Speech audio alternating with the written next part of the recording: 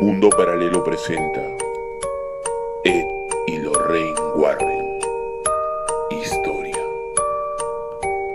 El día de hoy les vengo a hablar de uno de mis temas paranormales favoritos.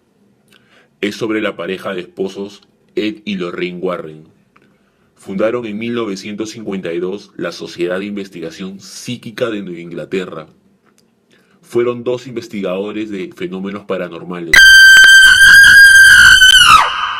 Ed Warren, que actualmente está fallecido, era el único demonólogo reconocido por la Iglesia Católica. Por otro lado, Lorraine Warren, que es una medium y clarividente profesional, que junto a su esposo eran dueños del Museo del Ocultismo, que está ubicado en su misma casa. Acá les dejaré un pequeño metraje para que conozcan un poco más sobre ellos. Ed nos explica qué hacer si un fantasma se nos aparece. Espero. Welcome to another edition of Seekers of the Supernatural with your hosts Ed Warren and Lorraine Warren. Questions have been asked of us, of Ed and Lorraine. What do you do when you see a ghost? What do you do if you see a ghost? Those questions and many others will be answered for you tonight. I'd like to start with Mr. Warren, if I could. Ed, I know you're going to talk about the Viner case, but can you tell us, what would someone do if they encountered a ghost? Well, Tony, it would all depend on the circumstances, the situation, the whole thing. If you're in a car like Rod Vesey was, driving along at 1:30 in the morning and a ghost suddenly appears alongside of you in your car, what can you do?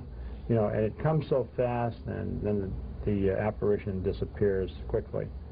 So by the time that you're trying to figure out what you should do, it's already gone, you know. And some people, of course, would just be very startled. But if you're, say, a Christian, you're lying in bed, and something wakes you up, and you look out into the darkness, and you see a ghostly figure there, a woman, a man, whatever it might be, you simply make the sign of the cross in the direction that you're looking at it, and you would say, in the name of God, is there something that I can help you with? You shouldn't really hold a lot of communication with spirits. But in some cases, you're dealing with earthbound spirits, people who are very confused when they died. They don't understand why they're not in that physical body anymore. And they're drawn to the aura of a very sensitive person. And during the sleeping state, as you wake up, you are in a good situation where a spirit can reach you. Because you're on that same astral level. So I would suggest that you simply say, in the name of God, is there something that I can do to help you? If it's an evil spirit, it will disappear immediately. If it's a positive one, say it's a relative or some spirit that's just been drawn to you, then you might get some communication. I know there's been people that have seen spirits of children, of adults, and they get very frightened, and they'll jump up and run out of the room. Well, that's natural reaction for most people. But actually, what you should do is to find out what it is, what they want. It's kind of like this woman over in Torrington. It was her own husband that would show up. And she woke up one night soon after he died, about 6 months later, which I think was beautiful, but it scared her. And he would be sitting right in the chair, just like you're sitting there. And he would say, "Are you all right, dear?" And she got so frightened, she jumped out of bed and ran out of the house and wouldn't come back for a few days. And then the same thing happened when she went back in again. She jumped out of bed and ran right, you know, out of the house again. So the third time, her daughter said, "Mom, why don't you just ask Dad what he wants or tell him that you are perfectly all right?" Which she did, and she seen him get up. He was sitting in a chair. He got up, he walked down the hallway, and she never seen him again. But he was disturbed by the fact that something was bothering the wife, which of course it would be. He was trying to put her mind at ease. Say, for instance, you encounter a spirit in a haunted house. Right. And it's one that's a very negative spirit. In that case, you're not going to hang around and ask what it wants, because you're going to be frightened out of your wits. So in them kind of cases, I simply say, get out of the house yourself, leave, you know. There are spirits that can do great physical harm to people. Asimismo, Lorraine nos explica que a la edad de 7 años comenzó a ver luces alrededor de las personas. Sin embargo, ella no sabía qué eran esas luces o cuál era el significado. Luego de mucho tiempo se dio cuenta que era el aura humana, energía espiritual, que se echa en torno de todos los individuos.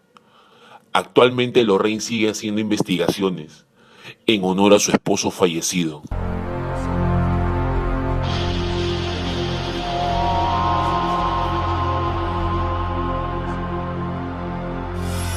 Lorraine Warren es la protagonista real de la historia del Conjuro.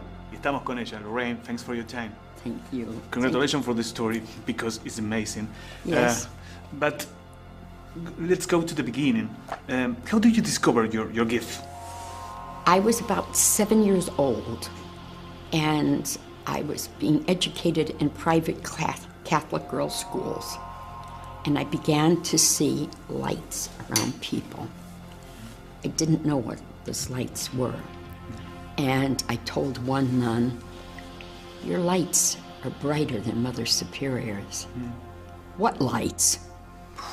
Oh, private Catholic schools. And so I had to go for penance, go in and pray. And so I didn't realize what I was seeing. And what I was seeing was auras, the auras of people. Now, the auras of people depict who you really are, not what you project, but who you really are. You're good. You are good right now, I'm telling you. And I see that around people. Sometimes I see it around pets. It's beautiful. It's really absolutely beautiful. Now, when I go in to investigate homes, to go where haunting phenomena is taking place, such as this case in Rhode Island, then it's very helpful. Yeah. That I can see and realize what is going on at that time. Now, why I have this gift, I really don't know. There's nobody in my family at all that understood. And it was hard for me. It was very, very difficult. There was difficult living with this gift. Yes, because nobody understood what I was talking about. What lights? Yeah. What lights? I don't see lights around anybody, And so I sometimes had to keep it to myself, Yeah. And then I married my husband. I married Ed, a very dear man, the only guy I ever dated. And I met him, and he didn't understand me. So I had to keep that to myself for a very long time. I'll tell you, the best thing I really ever did was to go out west and with Dr. Thelma Moss and Dr. Johnson. And they put me in this kind of a cabinet to test my ability. Yeah. And I came out very high, above average. I didn't care about getting a report back from them. I knew who I was. I didn't need to prove it to myself. But then I gained more confidence, like going in and investigating homes and haunting phenomena that was going on and why it was going on.